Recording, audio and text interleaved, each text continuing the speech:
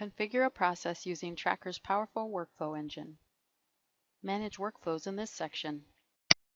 A workflow is a set of states where each state is a step in the process. In each state, there are choices called transitions that move a record to another step. If the process you are setting up isn't yet defined, use the Getting Started guide available on the Tracker Knowledge Base search page. It provides step-by-step instructions for planning your workflow. It lists questions to help you figure out the users, groups, and data involved in your process flow. One of the first steps is adding the states for your process. Click on Add State. Enter a name for the new state. Enter an order with respect to other states. Select the style that will be used when presenting transition options. Enter a custom instruction message that will be displayed above the transition list if desired. Then click OK to save the new state. Add additional states if needed, or click OK to return to the list. Set up state groups that can be used in the workflow.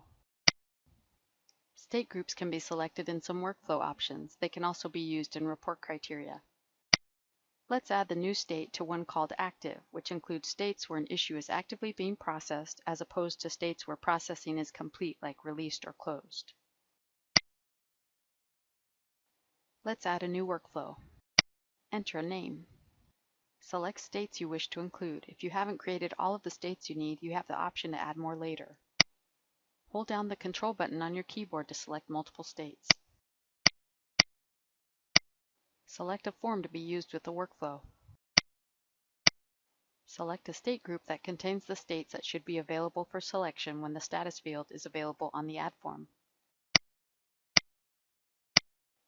Pick the state where new records will be routed by default if the user doesn't make a selection in the status field or if that field is not available on the add page.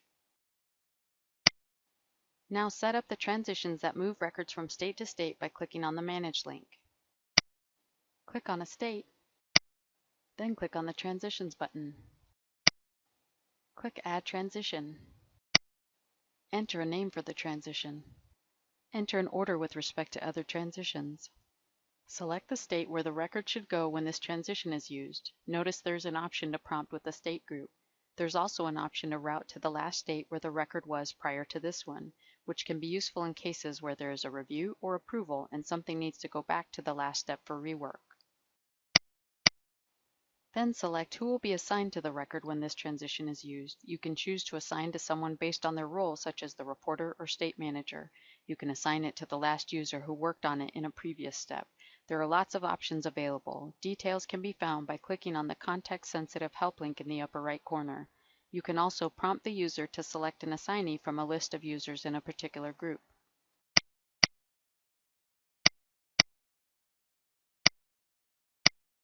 Choose whether to force the user to explain what they are doing in the history comment. Select whether to allow users to attach files or links to the record. Enter text to provide users with more information about the transition. This text will be displayed on the transition list to help users decide which one to use. Enter instructions for the page where fields are displayed for the user to update. These notes can explain what needs to be done before completing the operation. This option allows you to show or hide transitions based on user group. For example, when a record is in a particular state, the reporter can use this transition to update it, while the person assigned to the record will see these options instead.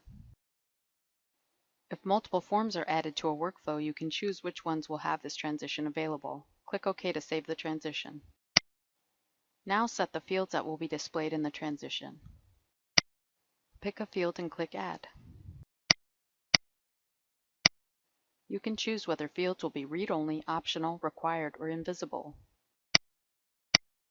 For example, in a transition used when testing fails, the description of the issue and what was done to fix it are read-only. The date testing was done is read-only and automatically initialized to the current date and time, and the user is required to explain why testing failed. Alerts are email notifications that can be triggered based on a lack of activity. For example, if a task needs to be done within a specific time frame, you can set a deadline in the alert section. If the record has not been processed within that window, emails can be sent to specific users, roles, or groups to highlight the fact that the record needs attention. The alerts can be repeated if desired. You can choose to display these options for the user processing the records to change them on an individual basis. This can be configured such that they are only displayed for select user groups. Continue configuring the workflow. Additional forms can be added by clicking on the Manage link.